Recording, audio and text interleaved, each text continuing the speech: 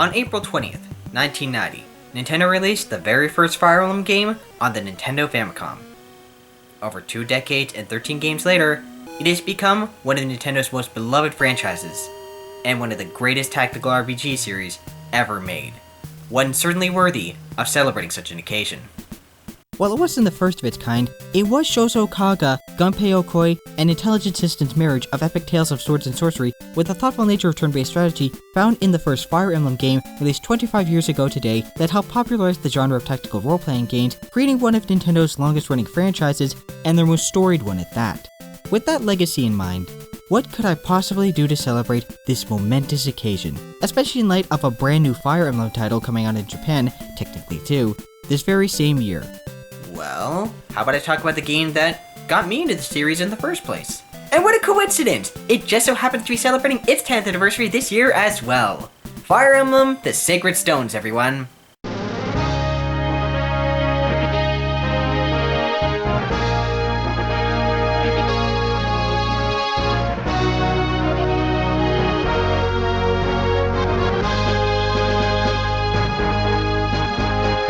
This might surprise people given the amount of praise I've given Reka no Ken, but that wasn't my first foray into the Fire Emblem series.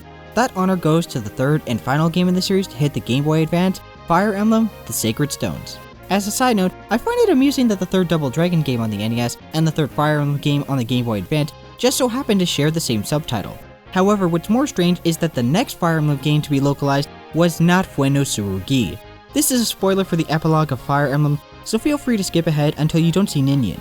During the epilogue of Fire Emblem, we see Elowen and Hector, who have aged noticeably since they last saw each other, discussing the recent death of the King of Burn at the hands of his own son, Zephiel, the main antagonist of Fuen no Tsurugi, and a minor character in Fire Emblem. This epilogue also briefly introduced Elowen's son Roy, and Hector's daughter Lilina. The epilogue ending with Zephiel talking to a dragon, hinting at the dark times that lay ahead for Roy and company in Fuen no Tsurugi.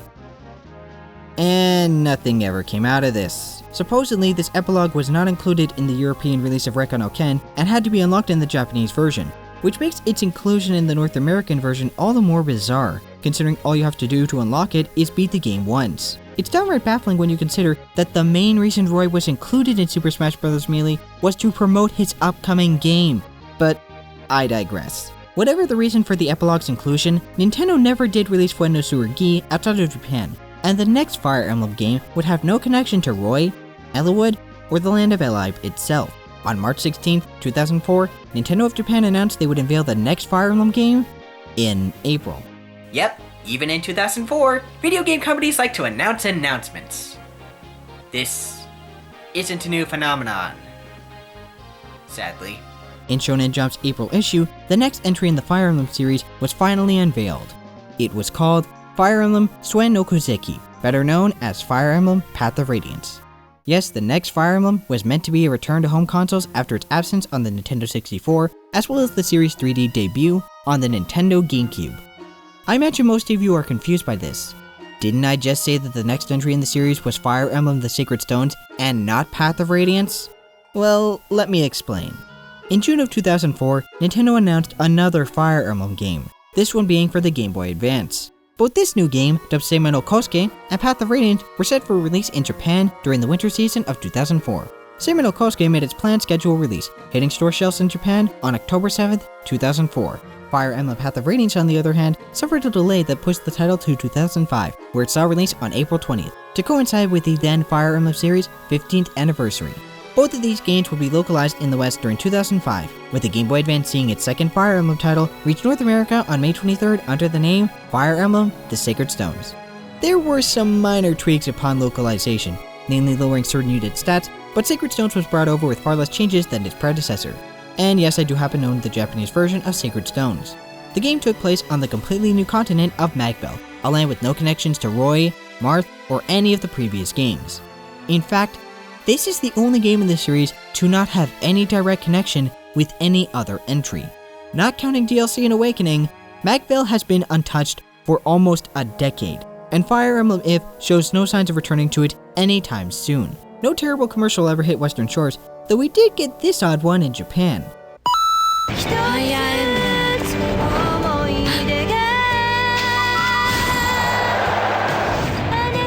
GameBoy Advance Fire Emblem Huh, I guess playing this game will send you to the underground. Anyway, let's take a look at the very first game in this series I ever played and see just how bright Sacred Stone shines almost a full decade later.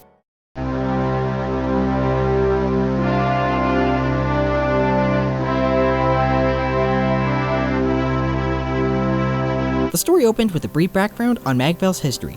A long time ago, dark beings led by the Demon King threatened the very existence of humanity. In their darkest hour, they prayed to the heavens who gave them a solution: the titular Sacred Stones, 5 gems with the power to dispel evil. Using the Sacred Stones, the hero Grotto and his forces defeated these evil beings and sealed away the Demon King.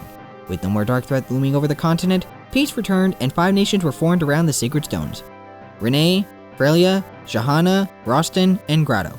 After 8 centuries of these 5 nations living together in harmony, everything changes when the Grotto Empire attacks their longtime ally of Renee. Only the Avatar, master of all 4 elements, could stop them. But when the world needed him most, he vanished. Actually, that's not too far off.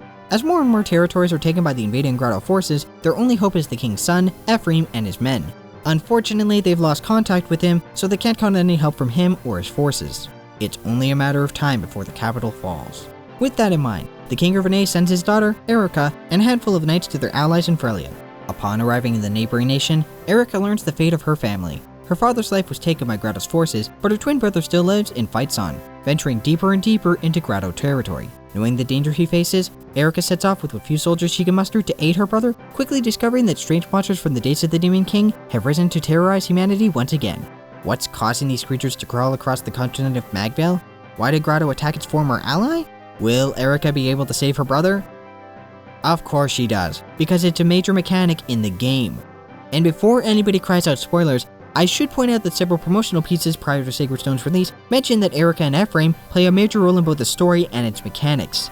In addition, the game proudly displays Ephraim in his Great Lord class during the opening, ergo his promoted class, so it shouldn't come as a surprise that he's a playable character for a large portion of the game. While I will try to minimize the comparisons between Sacred Stones and Rekan no Ken, and to a lesser extent Funosurugi, since they are very similar in terms of design and gameplay, Sacred Stone's story presents a very interesting contrast to its predecessor. Whereas Fire Emblem was all about preventing a war, be it one pitting humans against humans or dragons against the ones who slaughtered their kind near a millennium prior, the Sacred Stone starts off with our heroes at war against a former ally after 8 centuries of peace and prosperity. While Rekan no Ken was all about learning from the past and not repeating their ancestors' mistakes, the leads in Sacred Stones walk down a very similar path their predecessors took to stop the inhumane threat that humanity faced long ago.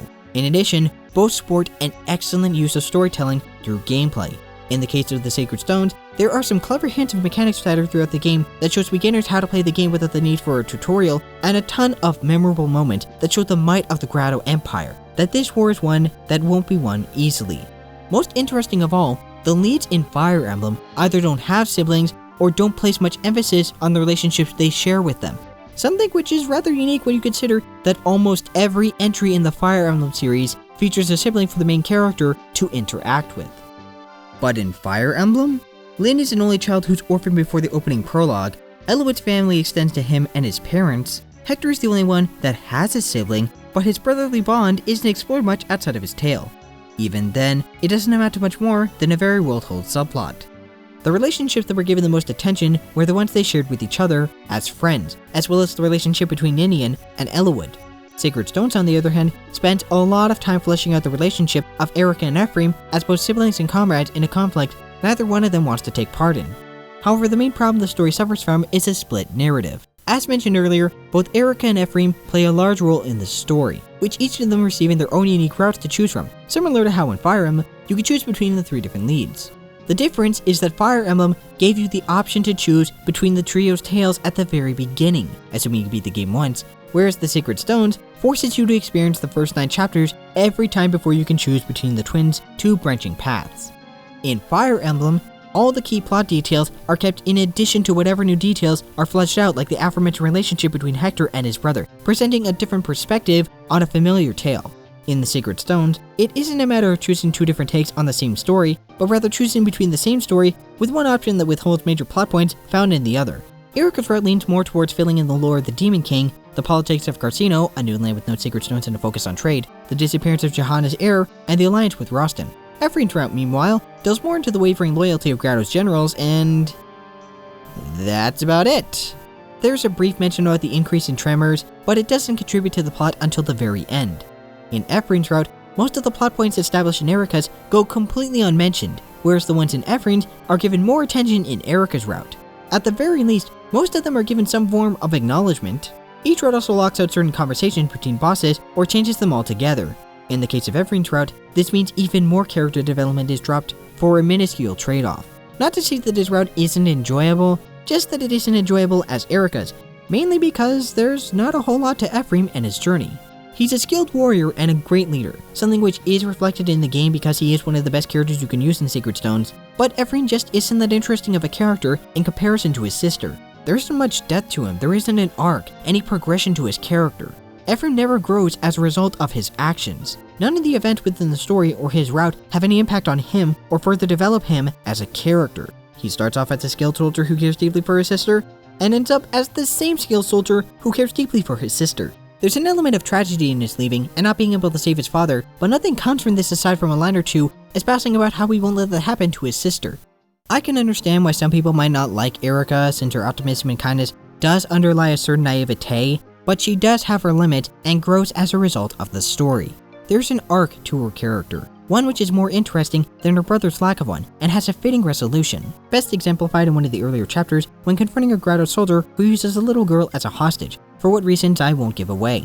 Her speech about how, in spite of not wanting to sever the bonds with a former ally, even after the death of her father, she has no room for forgiveness if the actions they've taken show how reprehensible they truly are, is one of the best moments in the entire series, showing a great contrast to her more pacifist approach to warfare.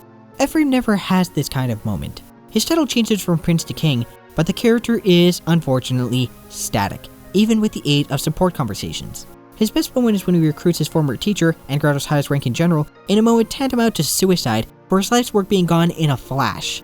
It does a great job of showing his leadership skills on the field, but not in moving his character forward. There's one moment where he reflects on the fact that he abandoned his people in their darkest hour and how he doubts they will warmly accept his return, only to be followed up by the people of Renee warmly accepting his return. So this plot point goes nowhere. In the same scene, it's introduced. There's also a minor subplot of his relationship with Mur, but again, nothing comes out of this. It seems like they were trying to recapture the lightning in a bottle that was Elowood and Ninian's bittersweet relationship, but it just doesn't work. Come to think of it, Sacred Stones rehashes several of the more memorable moments from Fire Emblem, like our hero being at their lowest point as a result of losing a close friend only to swear they'll keep on fighting after some encouraging words from another friend, the rescuing of a family member after the recent loss of their parents, etc. However, no matter which route is chosen, the story simply starts to fall apart in the latter half as it rushes towards a conclusion. But, as I mentioned with Reckon Ken, the story isn't what makes Fire Emblem. It's the characters. Which is why it's kind of a problem that the game isn't very well translated. For example, Torado is the aide of General Grotto.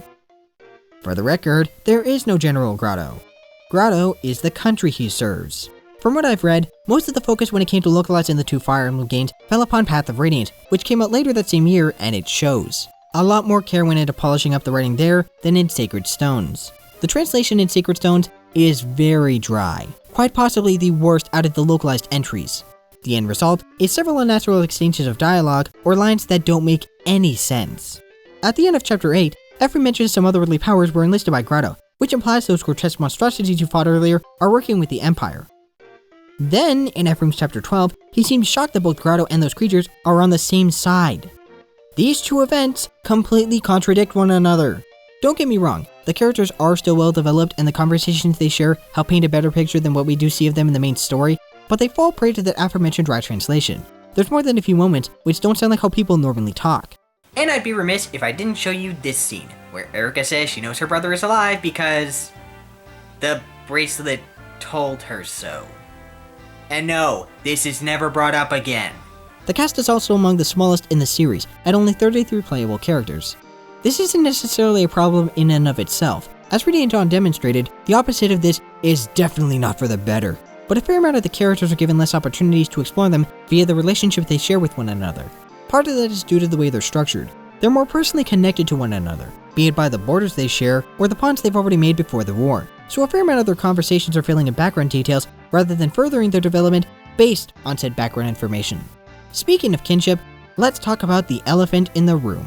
In the Sacred Stones, a lot of people have noted that the relationship between our two leads is closer than you'd normally see in a Fire Emblem title, possibly bordering on the line of incest. Part of this is due to their interactions within the main plot and their support conversations, and the fact that the twins' legendary weapons, Sigmund and Sibling, share the same names with two figures from Norse mythology.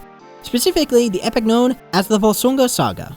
The story goes that Sigmund and Sibling, sometimes referred to as Singi, were the twin children of King Volsung. Sigmund ends up marrying King Sigurd, who invites Volsung and his 9 sons, including Sigmund, to his home in Gotland. In spite of his daughter's warning about her husband's treachery, Volsung and his sons decide to visit, only to end up being ambushed. The former king is slain, and his sons are captured by Sigurd, planned to be eaten by a she-wolf. Sigmund is the only one of them who manages to escape thanks to his sister, and the two of them begin to plot their revenge. The first plan is for Sigmund to train Sigling's eldest children, but when she discovers they're too weak and cowardly, she orders Sigmund to kill them, disguises herself as a witch, sleeps with her brother, and gives birth to their incessantly conceived child named Vitella. All of that just to get revenge. Oh, and Vitella? He died from drinking poison. At least he avenged his mother. So, why do I bring this up in relation to our main hero's relationship? Ordinarily, something like this would just be some fascinating trivia since Fire Emblem takes inspiration from legends all the time. However, this has actually happened multiple times in the series. The most infamous incident occurs in Fire Emblem Seisonal Keifu, where Arvis marries his sister Deirdre, the latter of whom gives birth to twins. Deirdre, for the record, was kidnapped by a cult leader and had her memories wiped by said cult because she was already the wife of Sigurd, the main hero. Ergo, she did something she wouldn't have without her memory loss. Yes, one of Nintendo's games, squeaky clean family-friendly Nintendo, contains one of the earliest records of incest in a video game. And people wonder why Nintendo doesn't want to localize the Japanese-only games. Since there is no official translation and I don't speak Japanese, it could be a case of misinterpretation in the writing, but I digress. While Seisonal Keifu never saw a release on Western shores, a small element of incest did appear in the localized games. Sort of. In Fire Emblem, we have Raven and his sister Priscilla, the latter of whom mentions that when she was younger, her brother promised that he would marry her, even going so far as to keep the ring he gave her several years ago. He doesn't actually marry her, thankfully. The conversation itself has more to do with showing how much Raven has changed over time in comparison to his sister, and how lonely Priscilla has been as a result of their separation. Really, it's just a childish wish that shows how lonely Priscilla has been since the two of them were separated. But back to the Sacred Stones. Is the relationship between Erik and Ephraim incestuous? Not really, no. Yes, they're close, but, well, they're family. Everything is more personal because they're family. Because they're so close to one another, and because they worry about one another like you'd expect a sibling to worry about the other one in the same situation. The entire cast is full of characters whose connection to one another is more personal, especially the main villain, who I won't spoil. There's nothing in the game to suggest the relationship is incestuous. The bond they share with one another may be more personal than the ones they share with others, but that's to be expected. They're family. A family of two whose father was recently murdered. A family of two who fight for the safety of their people and the protection of one another. That's not incestuous. That's showing concern for the people you love and taking responsibility in protecting the citizens of the land from whatever threatens their safety. The next part is getting into spoiler territory, so feel free to skip ahead until you no longer see Tethys on the screen. Even with the highest support level possible, all the ending says is that they rebuild the country together, not that they got married or had a kid. Admittedly, it is frustrating to see a lot of emphasis placed on Erika being more supportive of Ephraim's role as king, instead of them sharing the title or Erika ruling Renee, especially when Ephraim mentions he'd prefer Erika succeed the throne in an earlier scene, but it is, ultimately, a relationship that has no implications of intimacy between our two leads, let alone incest. As for the names, while quite a bit of inspiration was taken from Norse mythology in naming the legendary weapons in Sacred Stones, the events within the story don't reflect the Volsunga saga or the characters they're referring to. At a stretch, you could argue that Growda using the closeness of the relationship with their neighboring nations to launch a surprise attack is similar to how in the Volsunga saga, Sigurd lured his father and brothers-in-law into an ambush after he married Sigland, but even then, Erik and Ephraim don't act out of a desire for revenge, they do it to protect the nation of Renee from falling into complete anarchy and put an end to this pointless bloodshed. And, as mentioned before, Ephraim's route did bring up a subplot about his feelings for Myr and how it conflicts with his desire to end the war as soon as possible. It wasn't very well developed and ultimately nothing came out of it, but it was a plot point that was introduced into the story. He certainly shows concern for Erica's safety, but he doesn't forget why he's there. He's just worried about the sister he's so used to protecting. Put simply, the weapons do share the names of two figures who committed incest, but that doesn't mean Erica and Ephraim are in an incestuous relationship, and the game does not provide any evidence to support that they were or ever will be involved in one when the game comes to a close. And because I know people are going to bring it up, no, Erica being the first character to use the bride class is not evidence of intimacy between her and her brother. All the bride class in Awakening boils down to is a really poor choice of gender coding the two DLC exclusive classes, despite the Dreadfighter having nothing to suggest that a woman couldn't be one. Then again, we've never had a male Pegasus Knight, so no, I can't really say that the relationship is in any way incestuous. Besides, if there's any problematic characters or relationships to get mad about in the series that was localized, it's the awful, borderline trauma depiction of lesbianism in the form of Heather in Fire Emblem Radiant Dawn. But that's a discussion for another time. taken on its own merit, it's a decent little tale that sports a smaller, more connected cast of characters and one of the most tragic villains to ever grace the series. The writing is a far cry from the excellence that was its predecessor, but it is a satisfying saga of its very own.